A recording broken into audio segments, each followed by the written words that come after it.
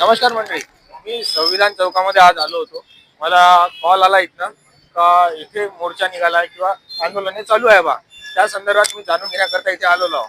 आता तुम्ही बघू शकता इथे काही स्टुडंट दिसून राहिले आपल्याला. तर त्यांची काय प्रतिक्रिया आहे जे जंतर मंतरवर घडलं त्या संदर्भात ते आपण आज जाणून घेणार आहोत. आपलं नाव काय? माझं नाव कॉम्रेड अयान शाह. आमचा मुद्दा असा आहे की ज्या नीटचा पेपर जो फुटला त्या ओव्हरऑल इंडियामधून 23 विद्यार्थ्यांनी सुसाईड केली. आणि सुसाईड का बरे केली, जे आपली सरकार आहे ते अकाउंटेबिलिटी बरोबर ठेवू शकते नाही. त्यामुळं पेपर फुटला आणि त्या विद्यार्थ्यांनी सुसाईड केली. सुसाईड नाही, मला तसं वाटते त्यांची हत्या केली इनडायरेक्टली म्हणू शकतो आपण. आणि त्यांचा विरोध म्हणजे सरकारचा विरोध म्हणून सोनम वांगचुकनी दिल्लीवर जंतर मंतरवर आंदोलन केला. पीसफुल आंदोलन होतं, तरी त्यांना डायरेक्टली 20 दिवसानंतर त्यांना किडनॅप केलं. ते हंगर स्ट्राईक होती तरी त्यांना किडनॅप केलं डायरेक्टली.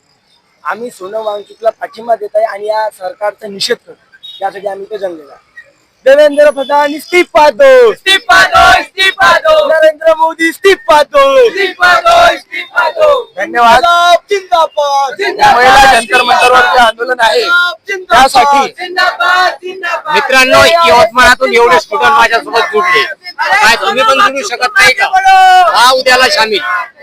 सर्वांनी मिळून सहकार्य आणि सपोर्ट करावा आणि मोठ्या प्रमाणात जंतर मंतरवर हाजीर व्हावं अशी माझी सर्व जनतेस हात जोडून नम्र विनंती. धन्यवाद. अरे सोनम वांगचुक तुम आगे बढ़ो, हम तुम्हारे साथ हैं. अरे सोनम वांगचुक तुम आगे बढ़ो, हम तुम्हारे साथ हैं. अम्बेडकर के देश में शिक्षा का निजीकरण नहीं चलेगा, नहीं चलेगा, नहीं चलेगा. अम्बेडकर के देश में शिक्षा का निजीकरण नहीं चलेगा, नहीं चलेगा.